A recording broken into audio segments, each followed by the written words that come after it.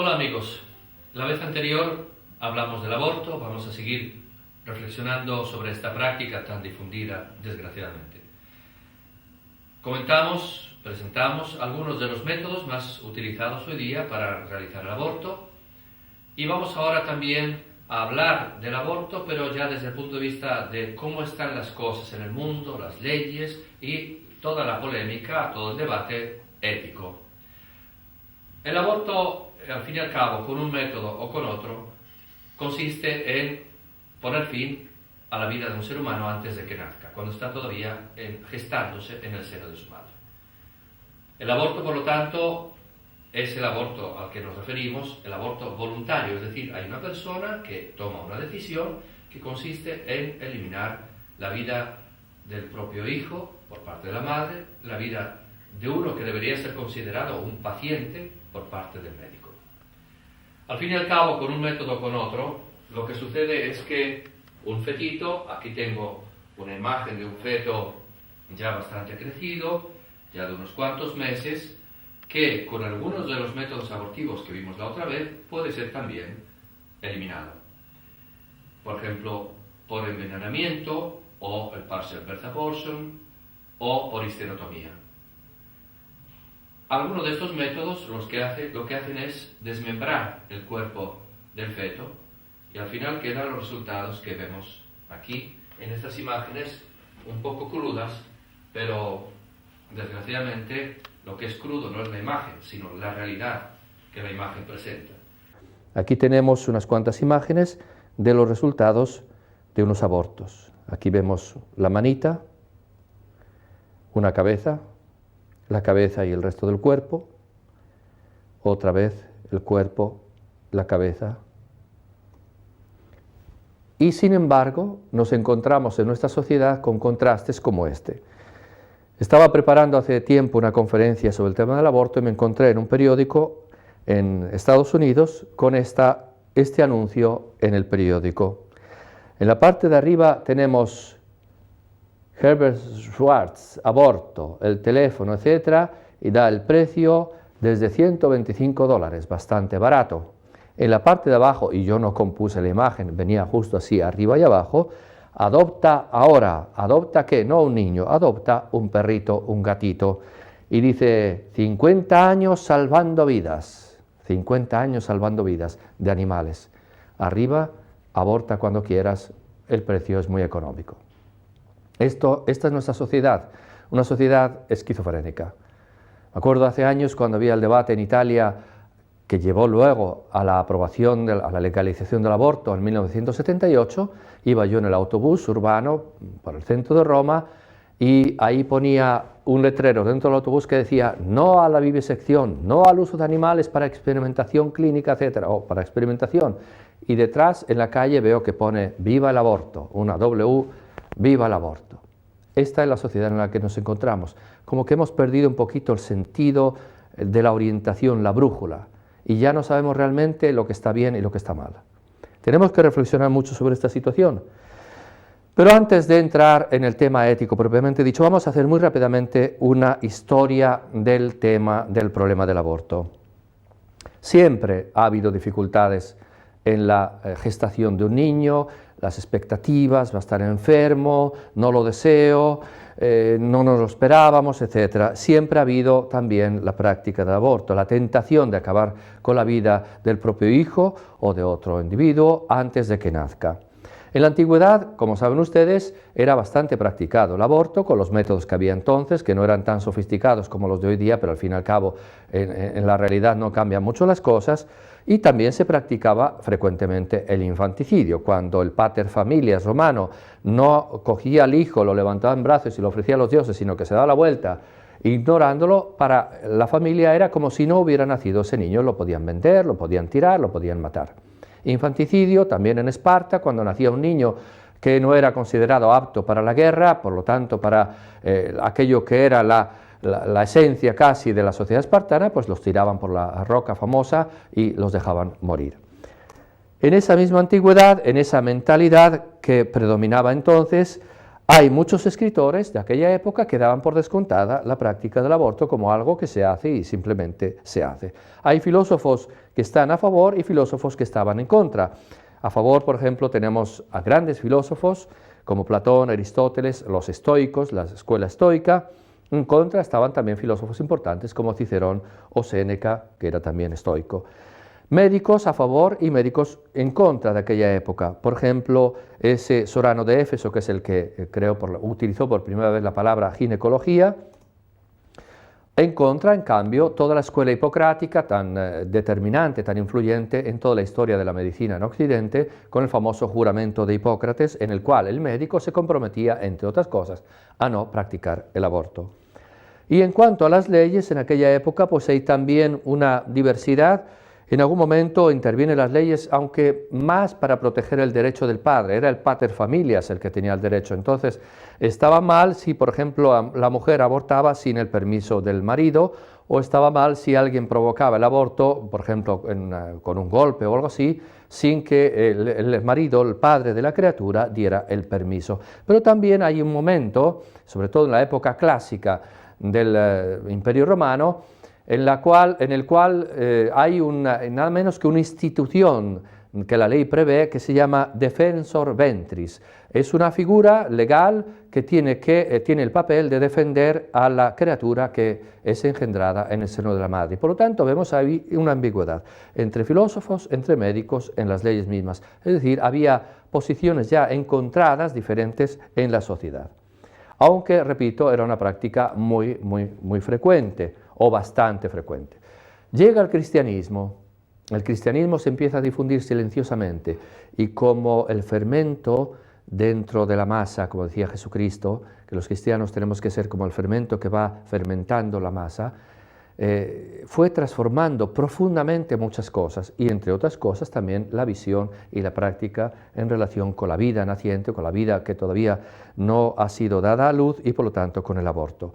Y constatamos una constante y firme condena del aborto en toda la práctica y la doctrina de la Iglesia. El feto es un ser humano, es uno de nosotros, y por lo tanto tiene derecho a vivir como lo tenemos nosotros, aunque esté enfermo, aunque no sea deseado. Si yo no soy deseado por alguien, él no tiene derecho a terminar con mi vida, a mí me parece por lo menos.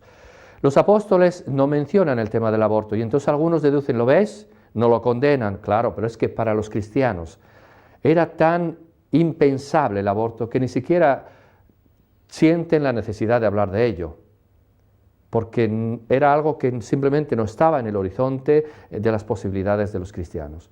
Y por lo tanto, el hecho de que no hablen los apóstoles, San Pedro en su carta, San Pablo en sus muchas cartas del aborto, no significa que lo aprobaran.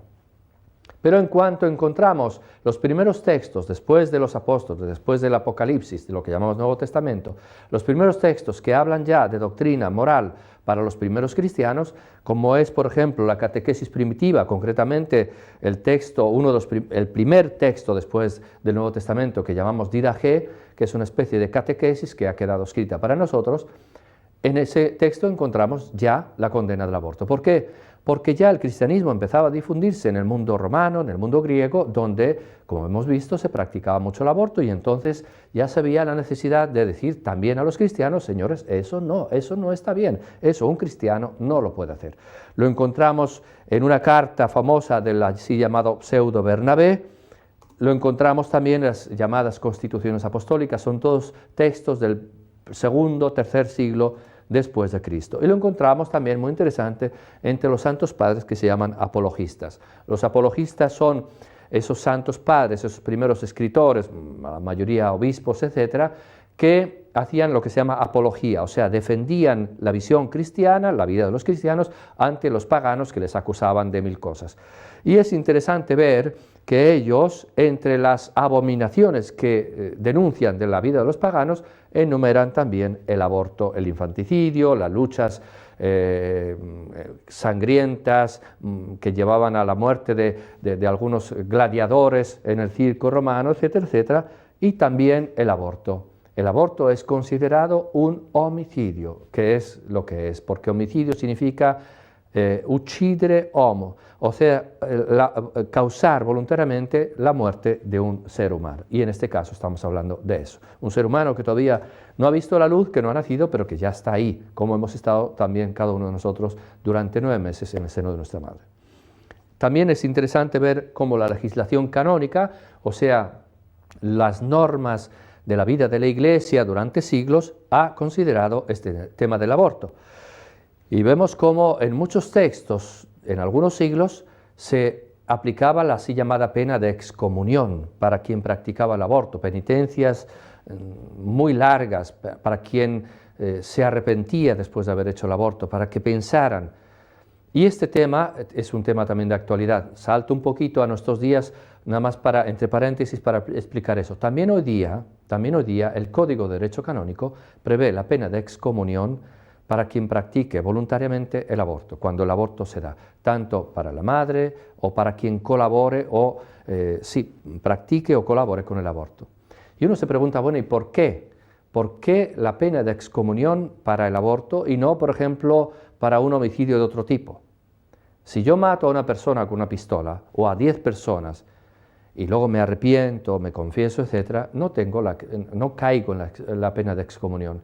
En cambio, si practico el aborto, sí, parecería una contradicción, parecería que estamos considerando más grave matar a un niño no nacido que a una persona ya nacida. No, no es que sea más grave. Lo que pasa es que si yo mato a una persona ya nacida, en primer lugar, si me agarra la policía, lo pago y me meten en la cárcel. Y por lo tanto, segundo, me doy cuenta, la sociedad hoy día sabe que no se puede hacer eso. Hay unas penas muy concretas, penales, en el Código Penal, contra el homicidio. En cambio, la sociedad hoy día como que no entiende que es un homicidio también terminar con la vida de un ser humano no nacido. Entonces la gente está confundida y entonces la gente en su conciencia está como adormilada y no se da cuenta de la gravedad de ese homicidio que llamamos aborto. Por eso la Iglesia, para ayudarnos a entender, pone la pena de excomunión. La ley posiblemente no te va a castigar. En muchos países está legalizado el aborto, pero yo, Iglesia, te impongo la pena de excomunión, quedas fuera de la comunión plena con la Iglesia si realizas el aborto, para que reflexiones, para sacudir tu conciencia, por tu bien en primer lugar. Luego, pues hay toda una serie de modos por los cuales, si la persona se arrepiente, se confiesa, etc., la Iglesia le levanta la excomunión para que pueda entrar de nuevo en plena comunión con la Iglesia, recibir los sacramentos, etc. Se trata, por lo tanto, eso, de un homicidio, y la Iglesia, cerramos este paréntesis que hemos hecho sobre las disposiciones del derecho canónico actual, y volvemos a la historia, la Iglesia ha considerado siempre el aborto como un homicidio. Tenemos, por ejemplo, el Concilio de Elvira, el 305, estamos hablando del siglo IV, el 314, el Concilio de Elvira, que hicieron disposiciones, penas, etcétera, de diverso tipo, para los diversos tipos de abortos. Y lo mismo encontramos entre los santos padres, los grandes autores del siglo IV y V, en los cuales encontramos una condena clara y fuerte de la práctica del aborto. Entra una distinción que a algunos les hace pensar que a lo mejor en la Iglesia no siempre ha estado todo claro en cuanto a la doctrina sobre el aborto, porque San Jerónimo, traduciendo un texto de la Biblia, cambia una cosa respecto al texto original en hebreo o en arameo del Antiguo Testamento, y entonces parece ser que se empieza a distinguir entre lo que se llamaba el feto formado y el feto no formado. No formado en el cuerpo, sino que tenía la formación completa del alma, y entonces se distinguía la edad gestacional en la cual todavía no había, según algunos, se había formado el cuerpo totalmente y no estaba el alma espiritual dentro como principio vital de ese cuerpo, y el momento en que ya el feto estaba totalmente formado. Pero también en esa situación, cuando había esta distinción, feto formado, feto no formado, es verdad que había penas inferiores cuando el aborto era de un feto todavía no formado, es decir, en los 2 primeros meses más o menos, y cuando el feto ya estaba formado, pero siempre se consideraba un homicidio, siempre había penas canónicas porque se quería resaltar la gravedad de este hecho.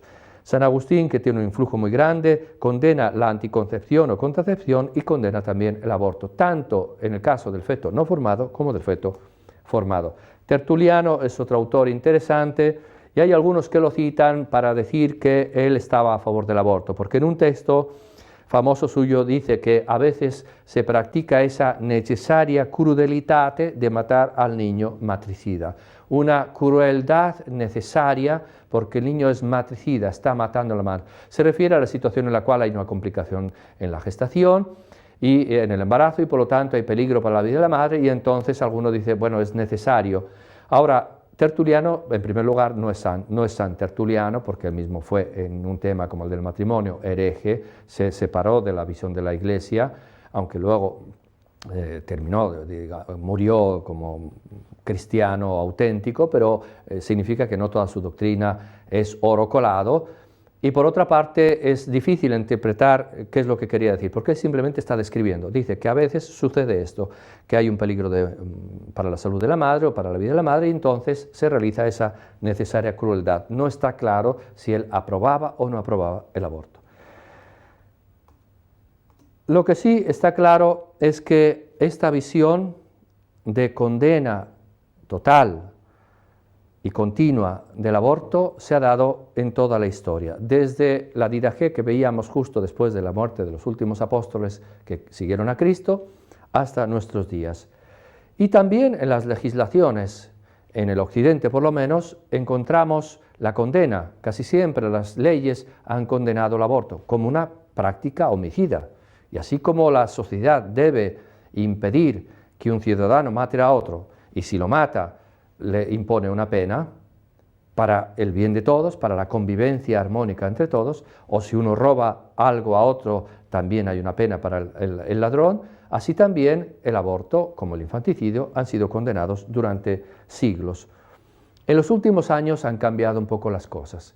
Como veremos enseguida, se han empezado a introducir leyes en algunos países, comenzando por los países del bloque del Este, de la Unión Soviética, los países comunistas, que fueron los primeros que aprobaron la práctica del aborto y luego se ha difundido también en otros países. Hoy día, como decíamos en otro momento, se considera incluso el aborto una especie de derecho. La mujer dice a veces, el útero es mío, hago con él lo que quiero. Y entonces, hoy hay todo un debate en torno no solo al aborto desde el punto de vista ético, sino también sobre la ley, si la ley debe o no aprobar, legalizar o despenalizar el aborto. Hoy día el aborto, desgraciadamente, goza de una amplia aceptación cultural en muchas partes. Hay muchos lugares donde la gente está convencida de que eso está bien. Me acuerdo una vez que estaba con un grupo de parejas que se iban a casar en la iglesia, por lo tanto católicos, y salió el tema del aborto, y le dije, bueno, ¿qué piensan ustedes? Ah, no, yo abortaría, desde luego. ¿Y por qué? Y dice, padre, pues es que eso ni se plantea, si ya es legal, y si es legal, ¿cómo puede estar mal? Y además no solo fue legalizado por el Parlamento, sino que hubo un referéndum y venció el sí al aborto, luego pues está claro. Entonces yo le dije, como era en Italia, le dije, bueno, también hubo una época en la cual la Piazza Venezia, ahí en el centro de Roma, estaba llena de miles de gentes que gritaban vamos a la guerra, apoyando a Mussolini, y muchos apoyaban las leyes racistas, etcétera, etcétera. Entonces significa que si el pueblo dice que está bien, o también puede haber un influjo sobre el pueblo y la gente se puede equivocar y decir que está bien algo que no está. Entonces eso de decir que ya está aprobado, que ya es legal, etcétera, y por lo tanto está bien, es una equivocación radical de fondo de las cosas. Hay que preguntarse siempre si lo que estamos dirimiendo, aquello sobre lo cual estamos hablando, si realmente está bien, no si es aprobado o no es aprobado por la ley o por la gente. Pero pues nos encontramos en esa situación en la cual por parte de muchos, como decía, es visto el aborto como un auténtico derecho, más aún una conquista civil de nuestros días. Hay quien lo plantea como un mal necesario. Es un mal porque muere una pobre criatura inocente, pero es necesario porque si no sería peor para la madre o sería peor para la sociedad porque habría aborto clandestino. Vamos a hablar después de eso. Está todo el mundo que se llama pro-choice, que por ejemplo en Estados Unidos está muy de moda. Es decir, las personas que dicen, mira, yo no estoy a favor del aborto porque pues, es algo feo, es algo malo, pero yo estoy a favor de la libertad, choice, la elección. Y otros se preguntan, bueno, sí, hay que estar a favor de la elección, pero si mi elección personal consiste en terminar con la vida de un ser humano inocente, pues a ver, No se trata nada más de que es mi elección. El hecho de que yo elija algo no hace que eso que elijo esté bien, sino que yo soy responsable de lo que elijo libremente, que puede estar bien o puede estar mal. Hay, como decíamos, una amplia admisión legal hoy día, despenalización del aborto, admisión del aborto como un derecho y por lo tanto el Estado lo debe legalizar, no solo, sino que en algunos sitios el Estado, precisamente porque es considerado un derecho, el Estado ofrece ese servicio y por lo tanto el Estado incluso lo tiene que pagar como paga a lo mejor la asistencia médica en general. Como decíamos antes, y vamos a ver enseguida, el aborto se difundió sobre todo, o desde el punto de vista legal, al inicio en los países comunistas. Desde la revolución bolchevique ya enseguida se aprobó el aborto, entre otras razones por una razón ideológica, por una parte, y por una razón también práctica. La dictadura del proletariado tenía que hacer que todos trabajaran, que todos produjeran y que los bienes se distribuyeran entre todos. Entonces la mujer no podía estar siempre gestando y dando a luz y dedicándose nada más a ser madre. La mujer tenía que trabajar. Entonces una vez que había tenido 2 hijos o 3 hijos, lo que fueran, el Estado decía: señora, ahora a hacer otra cosa. Por lo tanto, si queda embarazada hay que abortar y ponerse a trabajar. Y esa mentalidad hizo, que vamos a ver después en las estadísticas, que el aborto fuera sumamente practicado. Y todavía hoy día en los países que eran los países comunistas de entonces, países del este, el aborto es muy practicado porque fue practicado con total aprobación de las leyes durante muchos, muchos años. Es muy importante el momento que señalo ahí en la diapositiva, 1973 en Estados Unidos, la sentencia de la Corte Suprema Rose versus Wade. Fue un momento importante. Es una persona que luego se arrepintió, ahora está haciendo incluso una causa contra la Corte Suprema porque dice que le engañaron, etcétera, etcétera. El caso es que se usó a esta pobre mujer de color que estaba embarazada y que decía que quería abortar, que la manejaron, la manipularon, para llegar a la Corte Suprema. Como ustedes saben, cuando la Corte Suprema americana da una sentencia, vale para todos los estados, se convierte en ley. La Corte Suprema Americana dijo que esa mujer, y por lo tanto la mujer, tiene derecho a abortar porque, por una parte, el feto todavía no es persona desde el punto de vista legal hasta que nazca, y por otra parte, choice, la elección. La mujer tiene derecho a elegir, porque se trata de una cuestión privada, y por lo tanto el Estado no debe inmiscuirse, no debe meterse en una cuestión meramente privada de la privacy de la mujer. Y por ello la mujer tiene derecho a decidir si quiere llevar adelante el embarazo o si quiere interrumpirlo con el aborto. Y esa sentencia fue importante desde luego para Estados Unidos, pero ha sido también muy importante porque después ha venido como influyendo como una cascada que va haciendo que en otros países, desde luego ya había sido aprobado antes en realidad en el 69 en Inglaterra, pero luego esto crea como un efecto dominó que va haciendo que se apruebe el aborto en otros muchos países.